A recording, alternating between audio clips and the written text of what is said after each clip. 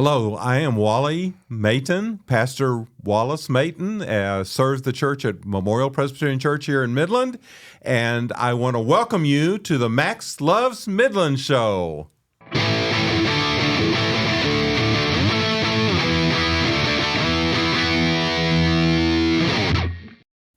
Welcome back to a very special Max Loves Midland show, because today we're talking about Neighboring Week. This is the Neighboring Week edition of the Max Loves Midland show. And with me today is a husband, a father, a member of our community success panel, Reverend Wally Mayton. Wally, thank you so much for being with us today. Thank you for inviting me. I like nothing better than to talk about neighboring. And being with you today, the spirit of neighboring is thriving here. The spirit of we got neighboring something going on. The spirit of neighboring is alive and well, and I'm extremely excited about it. And everyone I talked to about who should I have on for Neighboring Week, it was a general consensus amongst your peers. You got to have on Wally. You have to have on Wally. And I have to say, thank you. You always have this welcoming sense of bringing people into this neighboring fold. So what does neighboring mean to you? Oh, neighboring is what it's all about. It's about life itself. It's always a season for the practice of good neighboring. And neighboring is relationships, building relationships of caring among people. And we can do that one-on-one. We can do it as a group. I love to be around people that invite and welcome and increase the spirit of neighboring. It's about who we are as people, and I think we're made to be good neighbors to each other. Absolutely. And I thought this was interesting, too. You and I have had a conversation as well. I think there's a lot of stereotypes about specifically those within the ministry, and then also how you are reaching out and being a neighbor to all around you. And I think you approach every single person with a level of love, no matter their background, where they're from, anything about their life. What about that is so important to you, especially within your career, and how that cross-sections? That's such a good way to describe it. Thank you for catching that, because it is so very important. I was in growing up and going through my educational process, I really didn't know what profession I was going to be called into, and I kept getting encouragement from peers, but also people who I respected greatly, who were my elders, and saying, you need to be around people. You need to be around people. There's something in you that makes people feel like they're being cared for and that you're truly interested in who they are. And I took that in thinking about what career choice I was going to make, and it just fell to me that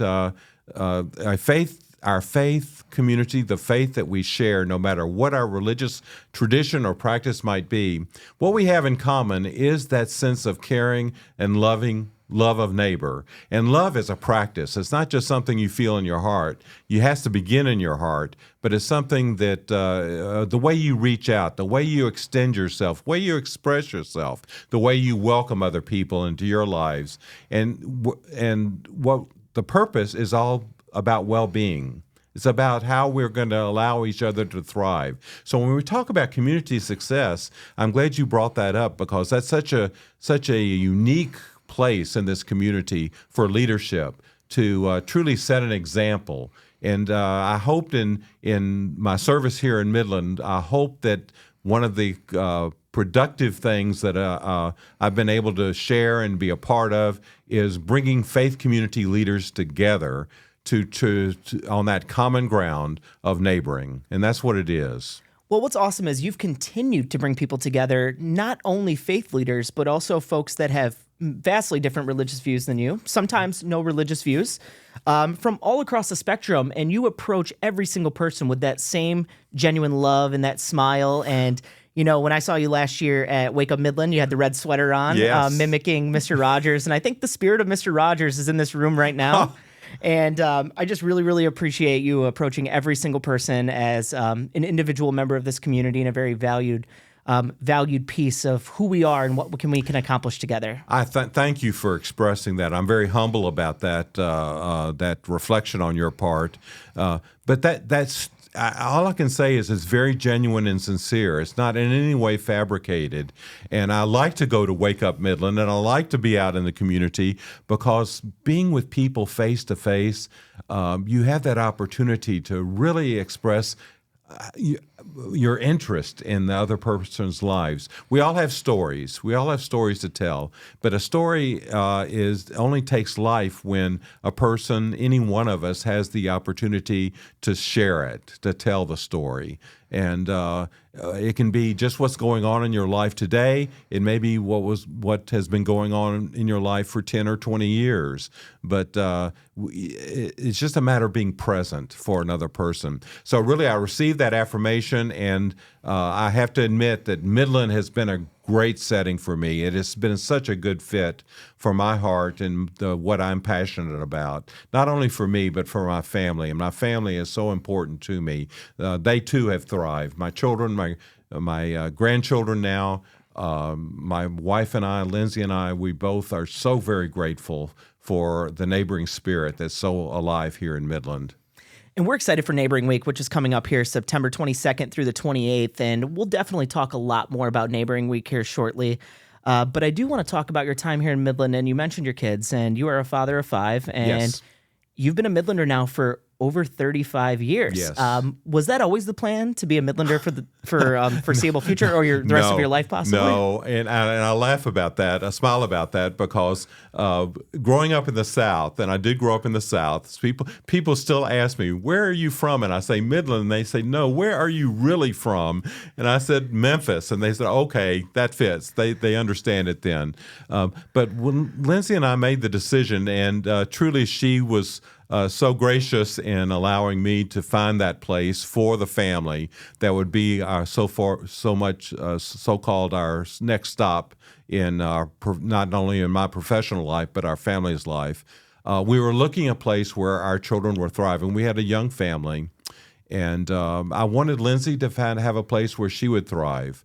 And so much of thriving is not only my sense of fulfillment in what I do, my calling in the ministry, but also the sense of community that a particular setting translates into, expresses and translates into the well-being of who we are as neighbors to one another. And Midland fit that bill. I came to Midland in the winter, and it was very dismal. The weather was very dismal, very gray. And, I'm so proud that I stuck with it.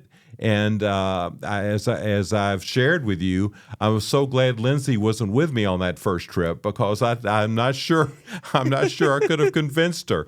But what got me hooked were the people, the spirit of the community, and the relationships that existed not only in a town that can be seen as being very corporate, but people were very friendly and very welcoming to me and to my family. And we've had that occasion for us to take that on and become part of that community and to give. And we feel like we've received so much more than we've been able to give. And we know that neighboring is really a catalyst for a connected community. I think and so. Folks falling in love with this place, because so. it's just the idea of treating others with love and respect and inviting them into your space and saying this place can be for all of us and we can really share this community together. Yes. How important was that neighboring spirit, obviously raising kids here, and how do you think that's carried on through their life? And they obviously saw neighboring in their household. So that's a great question too.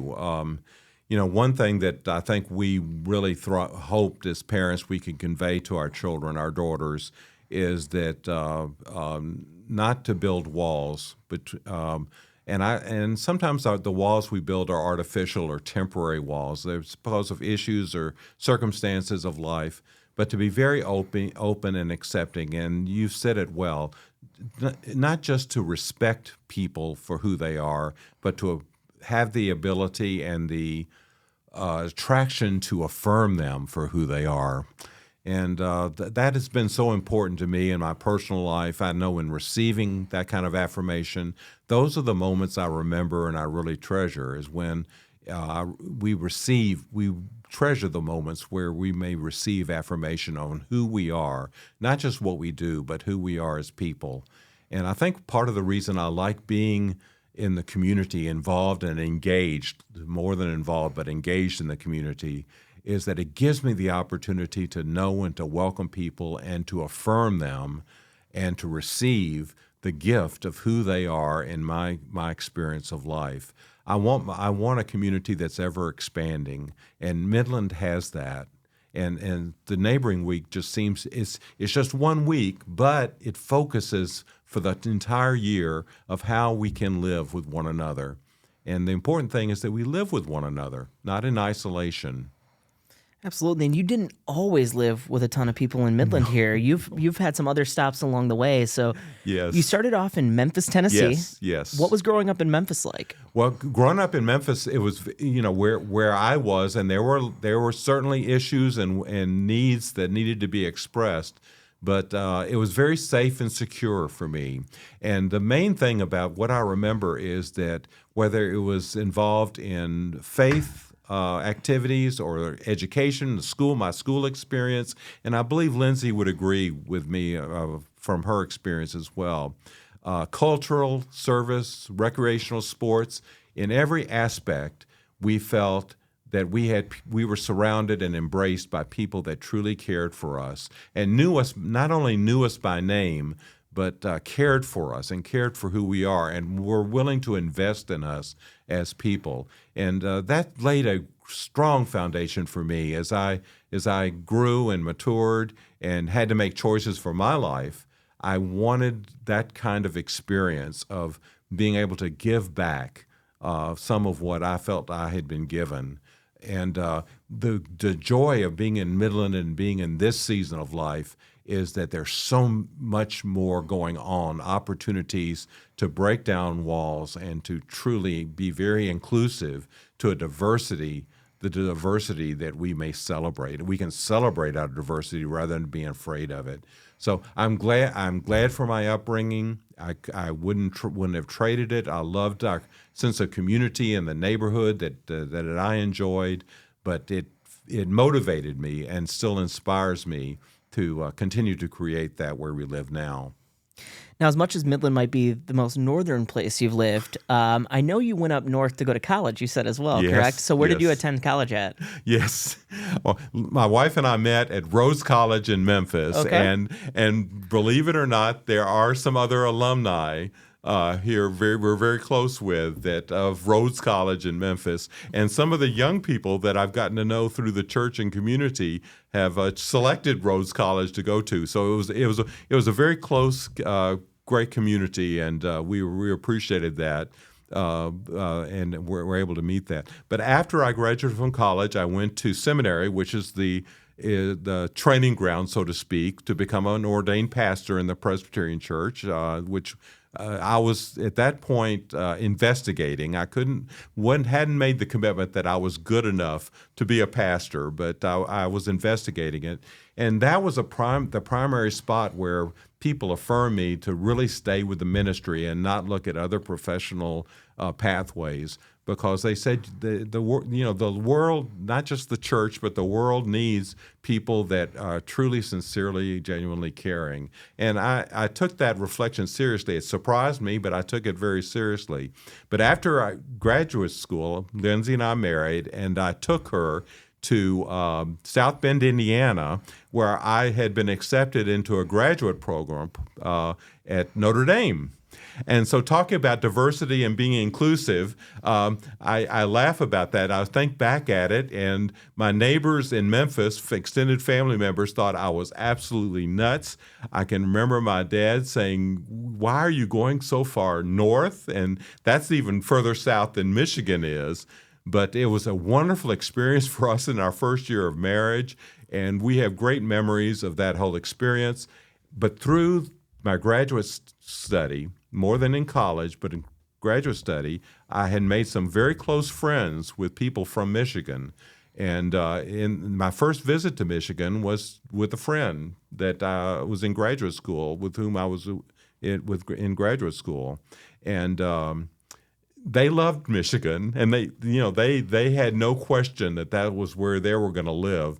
And so it's somewhat ironic that eventually we as a family came to Michigan, but it wasn't because we had a pathway. We had a strategy that we were going to move further north.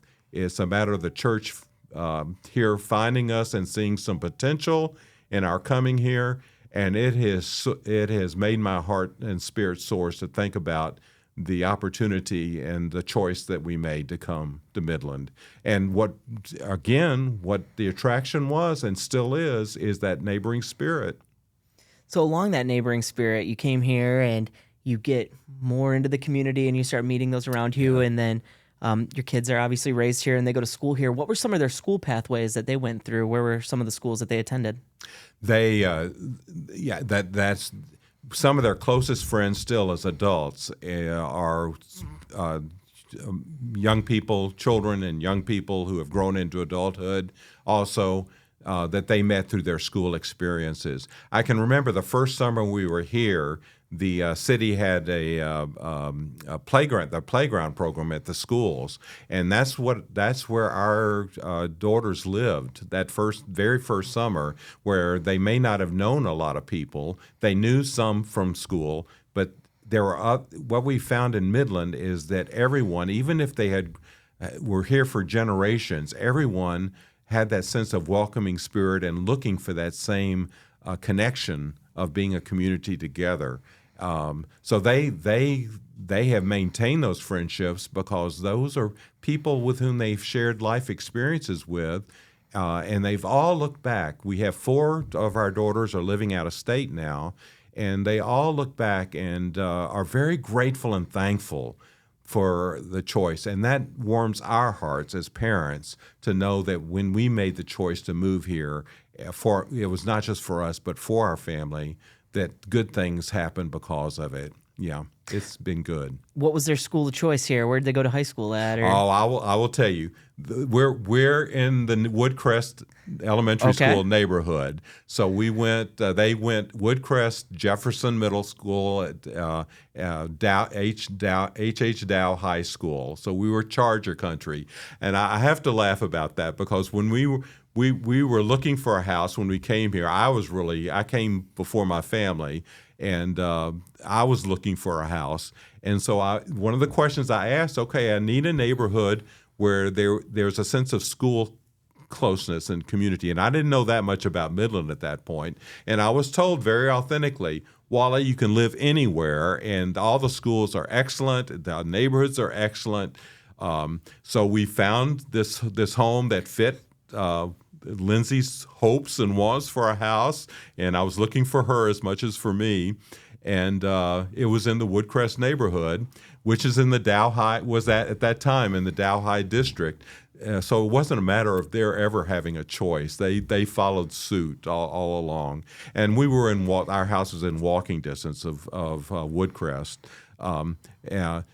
Some of the patrons at the church came to me and said, Wally, we were hoping you'd buy in the Midland side of town. And I thought, well, you didn't tell me that.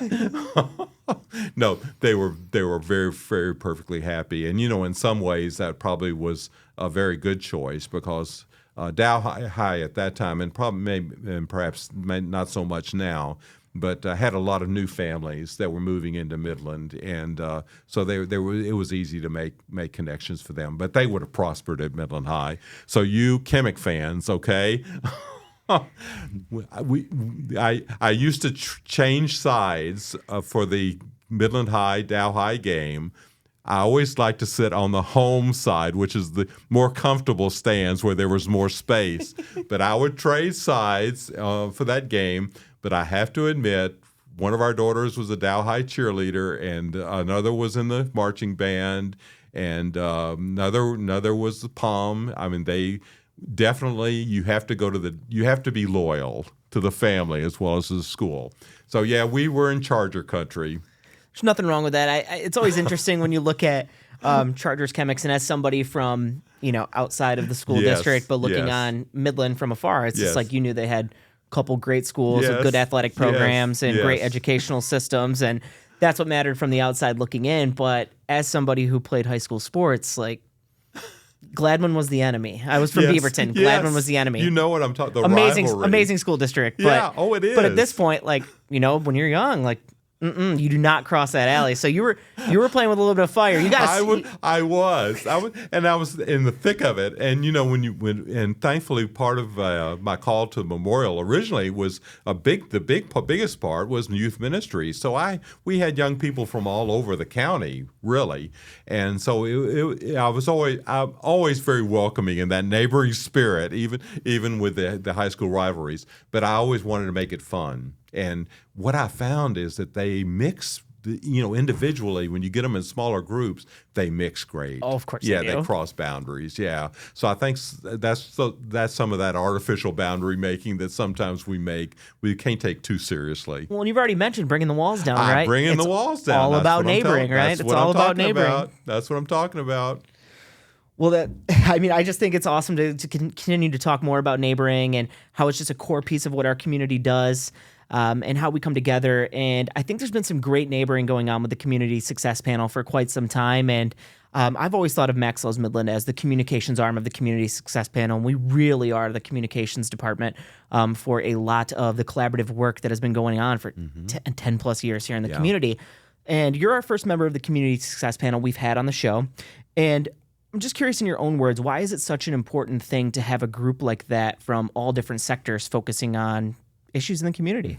My father, my dad was director of continuing education for medical school. The University of Tennessee Medical School was his profession, and one of his favorite lines was once educated, always being educated. And so the Community Success Panel, I share that with you because it's a learning process for me. To me, it's a learning experience. And the best thing to learn is not only knowledge is great, but the relationships of who is sharing that knowledge with you, who is teaching, who is mentoring, who is nurturing the values that we want to live. The Community Success Panel, to me, symbolizes that belief that as we know each other and as we relate to one another and learn from each other, good things will happen and occur. It's that spirit of collaboration. I use that word carefully because it's a word that doesn't have a lot of feeling to it. But when you get down to it, there's an intimacy about collaboration.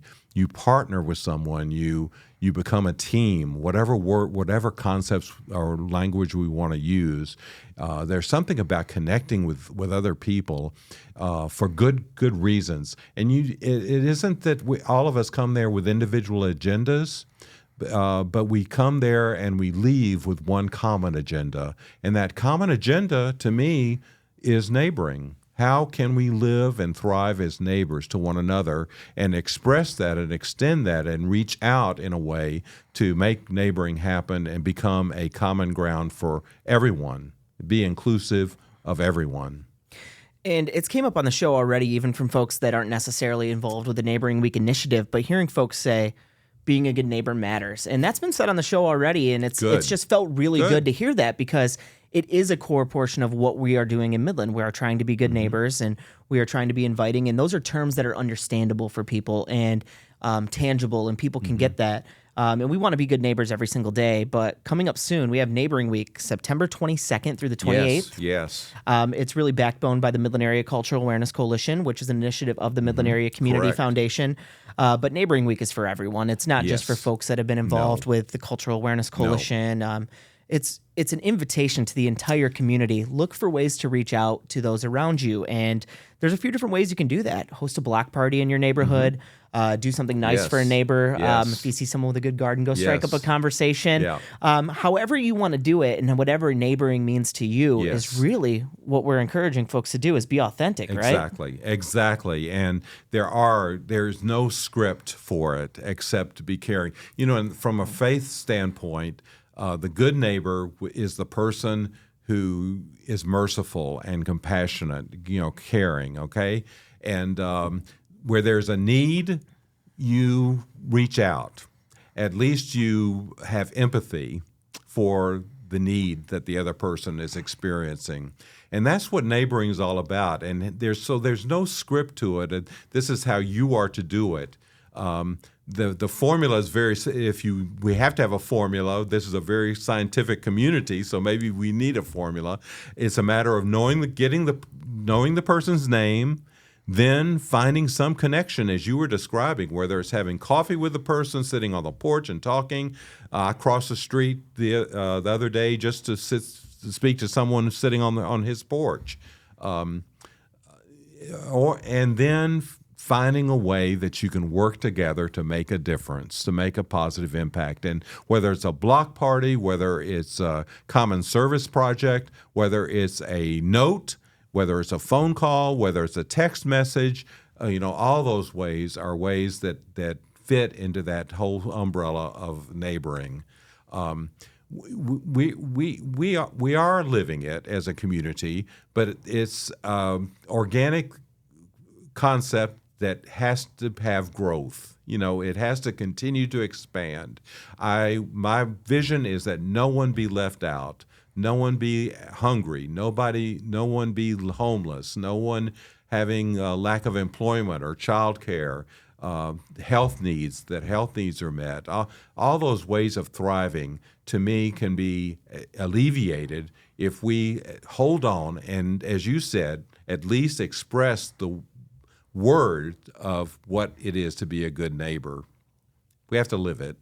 We have to live it, and that's what makes our vision statement so powerful. Yeah. And it gets stated so much on this show, but we're here to live the vision on this show, and it's Midland, an inclusive community. Yes. Together, forward, bold. Max loves Midland. Max loves Midland. How can we be an exceptional place where everyone thrives? Right. And what I'm telling you is that Wally loves Midland, all right? And truly, I hope that's what I convey. I've got a fantastic son-in-law and daughter. All my daughters are fantastic. All my sons-in-law are fantastic.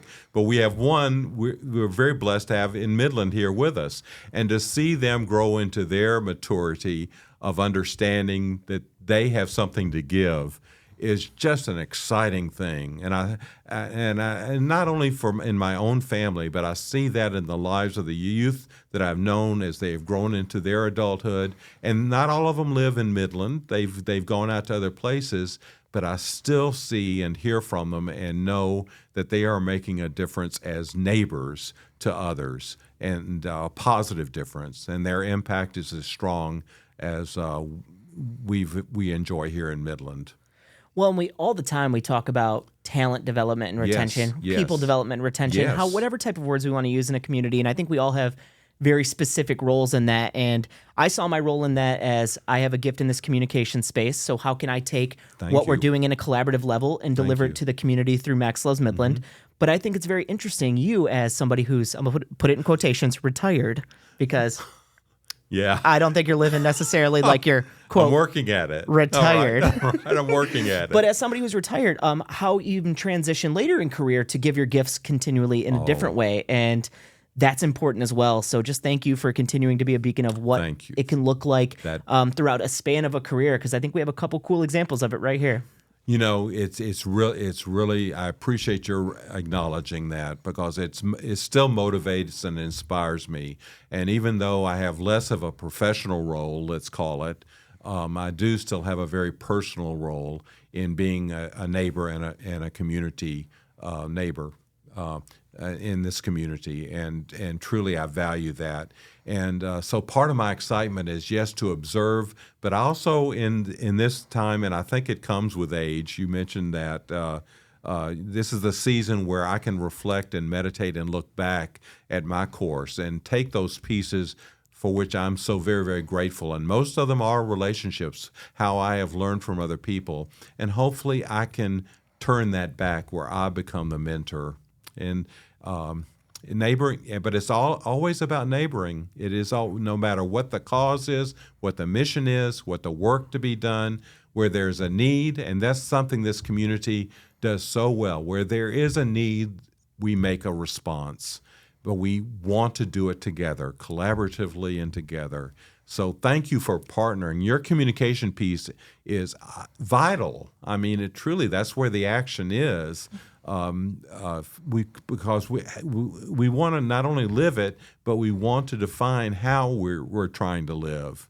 And for people to capture it, they have to hear it in 70 different ways. I don't know how many different ways that old proverbial line is, but we want to keep talking about it. So the fact that you would have me on here today to talk about neighboring especially, it really hits my heart and fulfills me, but it also motivates and inspires me. There's still a lot to be done. Well, and we love talking to you about neighboring because you're one of the neighboring experts in our community, or at least one of our neighboring examples. Well, I don't want to say expert. I don't know if you can be an expert in neighboring, but I started to wear my Fred Rogers red sweater there today, we go. okay? And I thought, no, I'm not sure that's what he wants. So you're good. I put my cardigan on just in case today. It's not the red one, but this was to match the neighboring energy. You are living it. You are living it. But you talk about Fred Rogers, and really in life and even in his passing, he symbolizes something much bigger than just a television show, a children's television show. But his message is our message is what we want to be our legacy, isn't it? What message are we going to leave for others to remember, whether family members or neighbors or friends or whoever?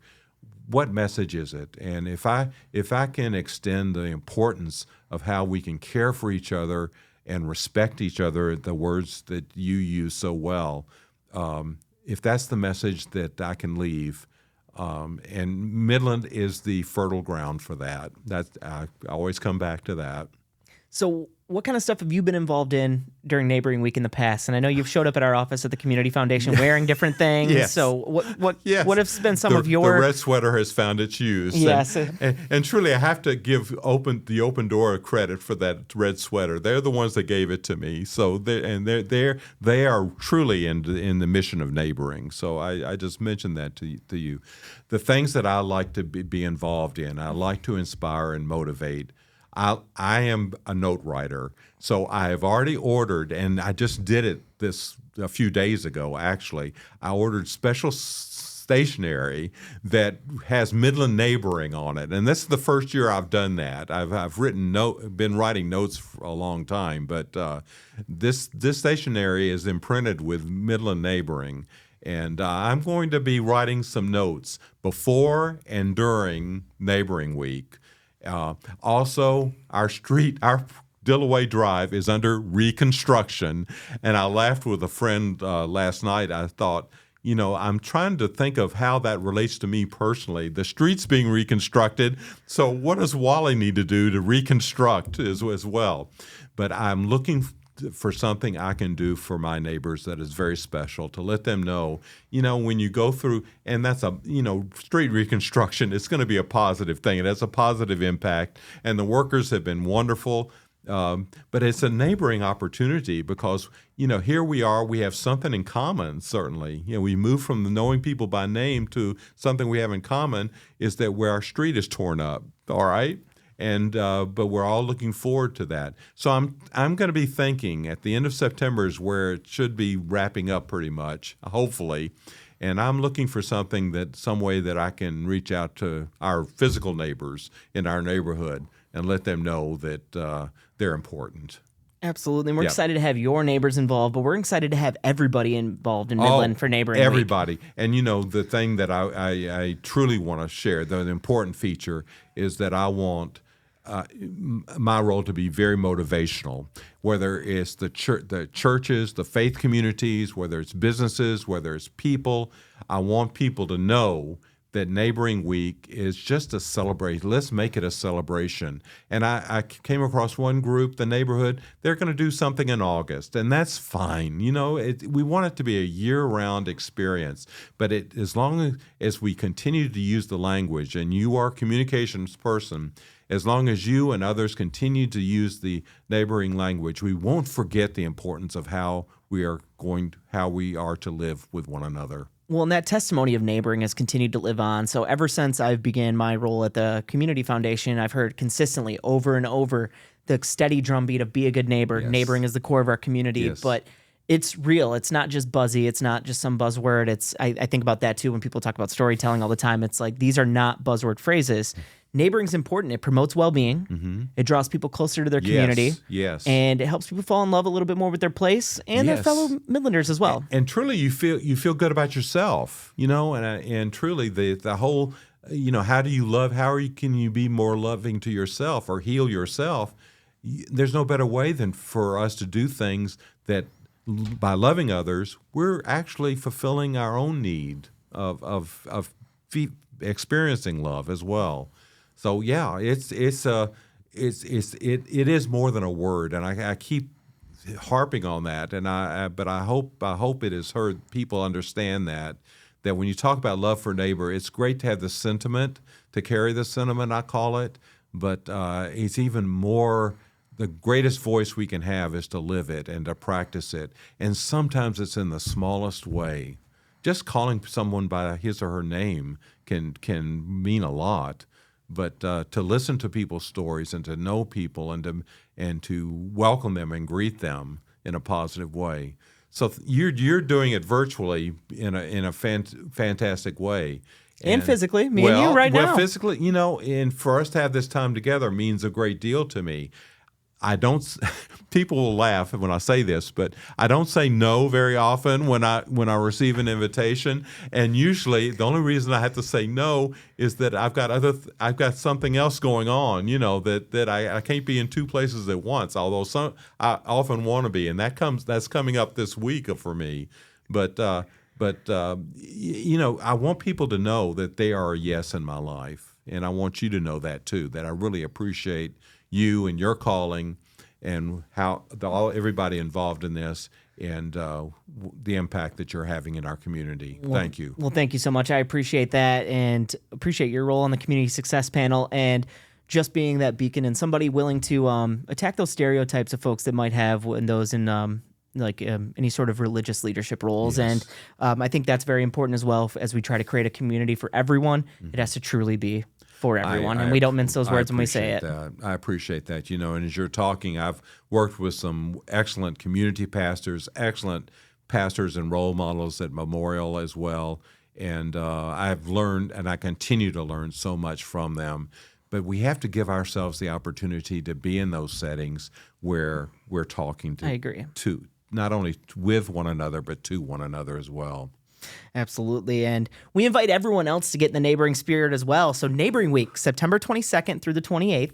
It's coming up very soon here. If anybody's doing any sort of things for Neighboring Week, they have to add their events to the Maxwell's Midland calendar. We want to hear about it. We want to hear about it. And also, head over to the Community Foundation's website and check out the Cultural Awareness Coalition's link. There's a whole neighboring toolkit there. There's a toolkit. So many resources for people to use. And Neighboring Week comes right before Global Diversity Month, which is October. So it's a really nice lead up for connection and the celebration of all people. But before we go today, I'm going to ask you a question we ask every single person on the show. And this question is, when you are dreaming about the future of Midland, what type of future do you dream of for our community? Wow. Okay. That's I want to be very thorough in that question. I hadn't thought about that, but I want it to be, the first word that came to my mind, I want it to be a beautiful place. And I don't mean that just physically, because I do think having natural beauty is important. It refreshes us, it renews us in life and spirit. But I want to see a community where no one is isolated, feels alone, or left out. I want there to be a community where people know that they are connected and belong and feel that they are a part of a network of people who will look after each other, fulfill needs, also share joys and celebrations. There's a lot of work that goes into the institutions that provide some of the services that we enjoy, and sometimes we take them for granted. But again, the foundational piece and the community that I want to see is where everyone is able to smile, okay? And that doesn't mean that the seasons of life are always going to be easy, because they're always very distressing pieces. But when we do it hand in hand with one another, and we do it with faith and with confidence of how we are loved and how our love for someone else is important, we'll get through them. We'll sustain it and get through it very well. I see a Midland community that is an example of being a beacon of light to other communities. It already is in my book. Well, Wally, I'm leaving this conversation so inspired and so full of love and so excited for Neighboring Week. And I thank you so much for coming with us here today. Thank you. I will leave here soaring in spirit because you've given me the opportunity about talking about something I truly believe in. And Wally loves Midland as well as Max. Yep. All right? Today the episode is Wally Loves Midland. Got it. I love it. So, and thank you for being here, and thank you you guys for being with us today. We appreciate you coming along for this ride with us every single week, and happy Neighboring Week. We're looking forward to seeing how you are celebrating Neighboring Week in your own community. So make sure you're adding all those events to the Max Loves Midland calendar. Yes. You don't want to miss out. Stay in tune with everything we have going on. And as we always say at the end of every episode, when life gives you a bridge and it doesn't work, build a tridge. Build a tridge.